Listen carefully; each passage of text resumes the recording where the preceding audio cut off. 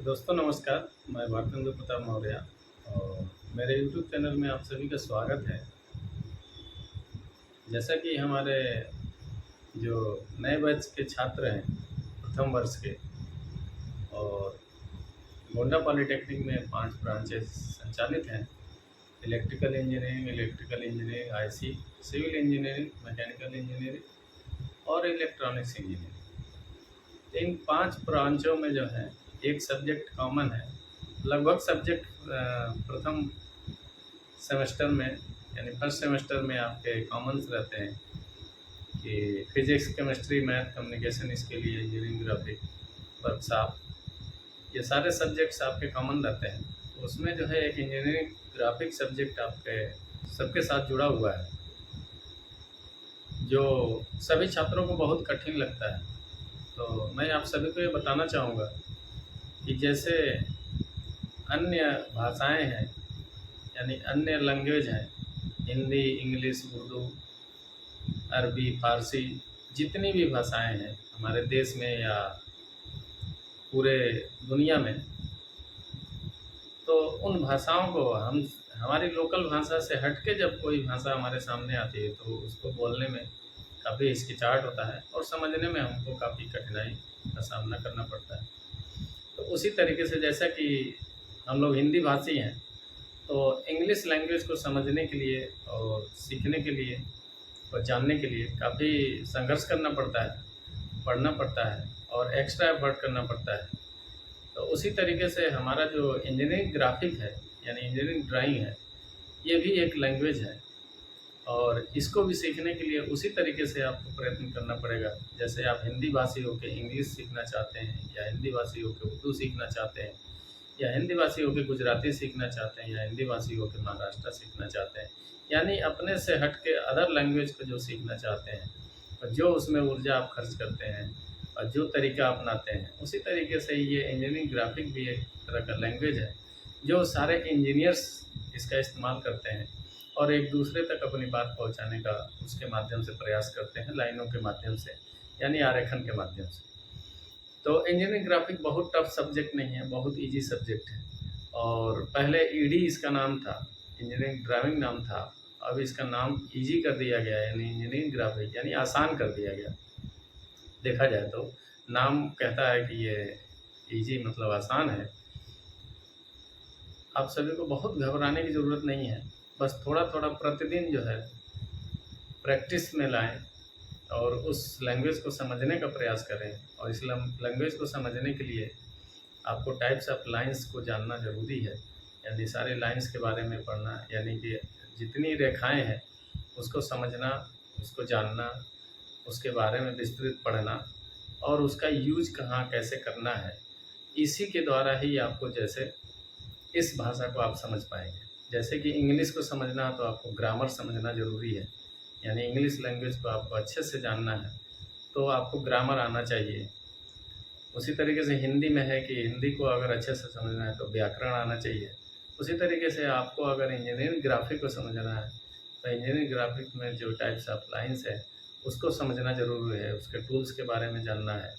Tools को समझना है, टूल्स को चलाना आना चाहिए, ऑपरेट करना आना चाहिए और स्मूथली अगर इन सारी चीज़ों में आप दक्ष हो जाते हैं, तो धीरे-धीरे देखेंगे कि आप इस लैंग्वेज को आसानी से सीख जाते हैं और इसमें अच्छे नंबर्स भी लाते हैं और आगे भविष्य में इसका उपयोग करके आप काफ़ी ऊँचाइयों तक भी जा सकते हैं। तो ये बहुत ही महत्वपूर्ण सब्जेक्ट है, जो इंजीनियर्स टेक्निकल एजुकेशन के साथ, टेक्निकल पढ़ाई के साथ लगा हुआ है और इसका जीवन में बहुत बड़ा रोल है। इसलिए कि जब हम किसी इंडस्ट्री या किसी भी ऐसे औद्योगिक क्षेत्र में जाते हैं या किसी भी ऑर्गेनाइजेशन से जुड़ते हैं, तो हम अपनी बातों को एक इंजीनियर्स अपनी बातों को रखने के लिए, एक दूसरे तक पहुँचाने के लिए जो माध्यम लेता है, जो लैंग्वेज का इस्तेमाल करता है, वो इंजीनियरिंग ग्राफिक होता है। तो आज हम लोग जानेंगे कि इंजीनियरिंग ग्राफिक क्यों ज़रूरी है और इसमें कौन-कौन से इक्विपमेंट, इंस्ट्रूमेंट आपको इस्तेमाल करने होंगे और कैसे-कैसे, किन-किन चीज़ों का इस्तेमाल करके हम इस लैंग्वेज को जान सकते हैं, समझ सकते हैं और सीख सकते हैं। और ये पढ़ने का सब्जेक्ट नहीं है, ये प्रैक्टिस का सब्जेक्ट है। जैसा कि अन्य सब्जेक्ट की तरह इस सब्जेक्ट को ना समझें, इस भाषा को सीखना है, समझना है, तो जैसे इंग्लिश में आप ग्रामर पे मेहनत करते हैं, हिंदी में व्याकरण पे मेहनत करते हैं, उसी तरीके से इंजीनियरिंग ग्राफिक में आपको पेंसिल, रबड़, eraser, set square, mini drafter, ये सारे इंस्ट्रूमेंट आपको हाथ में लेने होंगे और सादे पेज पे प्रैक्टिस करने होंगे। प्रतिदिन जब प्रैक्टिस करेंगे तब जाके आपको इसमें जो है सफलता हासिल कर पाएंगे और अच्छे नंबर्स भी ला पाएंगे और सब्जेक्ट में पास भी हो पाएंगे। तो ये बहुत ही सरल भी है और बहुत कठिन भी है। कठिन उसके लिए है जो प्रैक्टिस नहीं करेगा और सरल उसके लिए है जो प्रॉपर प्रैक्टिस प्रतिदिन इसके लिए समय निकालेगा और प्रतिदिन पेज खर्च करेगा, पेंसिल खर्च करेगा और अपना समय देगा इस पे और जानने का प्रयास करेगा, तब जाके ये लैंग्वेज सीख पाएगा। तो आइए हम लोग आगे देखते हैं कि कौन कौन सी चीज़ों को इस्तेमाल करके इसको सीखा जा सकता है। तो पहले हम इस सारे इंस्ट्रूमेंट के बारे में, तो इंजीनियरिंग ग्राफिक को जो है क्लासिफाई किया गया है, इसको कई वर्गों में बांटा गया है। तो वो कौन कौन से जो है वर्ग हैं, किन किन वर्गों में बांटा गया है और किन किन क्षेत्रों में इसका इस्तेमाल होना है, उसको जानने का प्रयास करते हैं। तो पहला पॉइंट जो होगा वो ज्योमेट्रिकल ड्राइंग होगा, दूसरा जो होगा मैकेनिकल और मशीन ड्राइंग होगा, सिविल ड्राइंग यानी सिविल क्षेत्र में, इलेक्ट्रिकल ड्राइंग यानी इलेक्ट्रिकल के क्षेत्र में, और इलेक्ट्रॉनिक्स ड्राइंग यानी इलेक्ट्रॉनिक के क्षेत्र में। इस तरीके से इसको क्लासिफाई किया गया है और इसके माध्यम से इन क्षेत्रों में इस लैंग्वेज का इस्तेमाल करके और अपने जो है कार्य को पूर्ण करने का इंजीनियर्स काम करता है। तो आगे हम लोग बात करेंगे कि इसके लिए क्या क्या आपको चाहिए। उसके लिए जो पहला इंस्ट्रूमेंट होगा वो आपका होगा ड्राइंग बोर्ड, यानी ड्राइंग बोर्ड एक लेंगे। अगर बिगिनर है, सीखना चाहते हैं, जानना चाहते हैं, इसको सीखने के लिए पहले आपको ड्राइंग बोर्ड की आवश्यकता होगी। ड्राइंग बोर्ड लेंगे, जैसा कि फिगर आप देख सकते हैं। उसके बाद आपको ड्राइंग शीट लेना होगा, जो मार्केट में अन्य अन्य साइज़ के, तमाम साइज़ के जो है ड्राइंग शीट अवेलेबल होती है, दुकानों पे परचेज कर सकते हैं। उसके बाद आपको जो है मिनी ड्राफ्टर लेना होगा, जिससे आप जो है इंजीनियरिंग ग्राफिक कर सकते हैं उसकी सहायता से। उसके बाद आपको एक ट्राई स्क्वायर लेना होगा, जिसको राइट एंगल भी बोलते हैं। उसकी सहायता से जो है क्षैतिज रेखाएं हम खींच सकते हैं और तमाम तरह की जो है। उसके बाद हम लोग जो है कंपास यूज कर सकते हैं, जो आपके इंस्ट्रूमेंट बॉक्स में प्रॉपर रहता है। उसके बाद डिवाइडर हम यूज़ कर सकते हैं, लेंथिंग बार यूज़ कर सकते हैं। इस तरह के तमाम तरह के ये इंस्ट्रूमेंट जो आप फिगर में देख रहे हैं ये यूज़ करते हैं। उसके बाद से पेंसिल यूज़ करते हैं। पेंसिल को क्लासिफिकेशन ऑफ पेंसिल, यानी पेंसिल को क्लासिफाई किया गया है हार्ड पेंसिल, मीडियम पेंसिल और सॉफ्ट पेंसिल। पेंसिल कैसे आपको प्रिपरेशन पेंसिल का कैसे करना है, उसके लिए आप फिगर में देख सकते हैं कि दो तरीके से हम प्रिपरेशन करते हैं, कॉनिकल पेंसिल और एक चीजल पेंसिल। यानी दो तरीके से हम पेंसिल का जो आगे का भाग होता है उसको हम साफ करते हैं और शार्पनर से साफ करते हैं और उसको दो तरीके से तैयार करते हैं।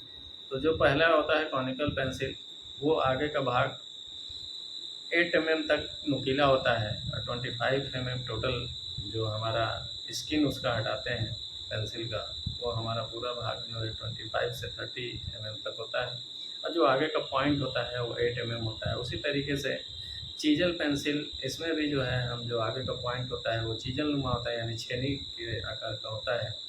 और जो पूरा इसका भाग होगा जिससे हम इसके पार्ट्स को जो है साफ करेंगे, वो पूरा 25 से 30 mm होगा। उसी तरीके से हम मिनी ड्राफ्टर के अगेंस्ट में एक सेट स्क्वायर का भी इस्तेमाल करते हैं, जिसमें दो तरह के आपको सेट मिलते हैं। एक दोनों एक में दोनों भाग जो है 45 एंगल दर्शाता है और एक 90 डिग्री दर्शाता है, और दूसरे वाले में एक 30 डिग्री, दूसरा भाग 60 डिग्री और तीसरा 90 डिग्री दर्शाता है। इसकी सहायता से हम इंजीनियरिंग ग्राफिक कर सकते हैं। उसी तरीके से हम फ्रेंच कर्व का इस्तेमाल करते हैं, जहां हमारा कंपास या इस तरह का कोई भी इंस्ट्रूमेंट नहीं काम करता है, तो हम जो है इस कर्व के माध्यम से, फ्रेंच कर्व के माध्यम से रेडियस वगैरह बनाना या इस तरह की आकृति का डिजाइन कर सकते हैं। उसी तरीके से हम पेज सेटअप के लिए पिन का इस्तेमाल करते हैं, बोर्ड क्लिप का इस्तेमाल करते हैं, सेलो टेप का इस्तेमाल करते हैं और बोर्ड पिन्स का इस्तेमाल करते हैं, जिससे हमारा पेज इधर उधर हिलने ना पाए। उसी के बाद जो है अगर हम कोई भी ग्राफिक करते हैं और किसी भी लाइन को मिटाना रहता है तो हम रबड़ का इस्तेमाल करते हैं। उसी तरह पेंसिल को साफ करने के लिए हम इरेजर का इस्तेमाल करते हैं, शार्पनर का इस्तेमाल करते हैं। और किसी भी लाइन को मिटाने के लिए हम इरेजर यानी रबड़ का इस्तेमाल करते हैं। उसके बाद जो इन सारे चीज़ों को करने के बाद हम जब भी आरेखन करेंगे तो उसमें हमको ज़रूरी है कि एक क्लॉथ हमारे पास होना चाहिए, कपड़ा होना चाहिए, जिसको जो है जब भी हम पेंसिल यूज़ करें तो उसको बार बार हम अपने टूल्स को पोंछते रहें, साफ़ करते रहें, जिससे हमारी ड्राइंग शीट गंदी नहीं होगी, हमारा फिगर जो भी ग्राफ करेंगे वो गंदा नहीं होगा। उसके बाद आता है कि हम पहला अब एक्सरसाइज इन सारे इंस्ट्रूमेंट को लेने के बाद हम करेंगे क्या? करेंगे क्या जो है हम फिर जो है अपने मिनी ड्राफ्टर या सेट स्क्वायर को सेट करना सीखेंगे। तो उसके लिए हम ड्राइंग बोर्ड में अपने मिनी ड्राफ्टर को, जैसा कि आप फिगर में देख पा रहे हैं, मिनी ड्राफ्टर को हम सेट करते हैं, होल्ड करते हैं। होल्ड करने के बाद उसको जो है हम चारों तरफ डायमेंशनिंग देखते हैं, फिर सारा हमारा जो ड्राइंग शीट है वो राइट एंगल में है कि नहीं, सही तरीके से फिट है कि नहीं। फिर हम अपने ड्राइंग शीट को पिन अप करते हैं, सेटअप करते हैं।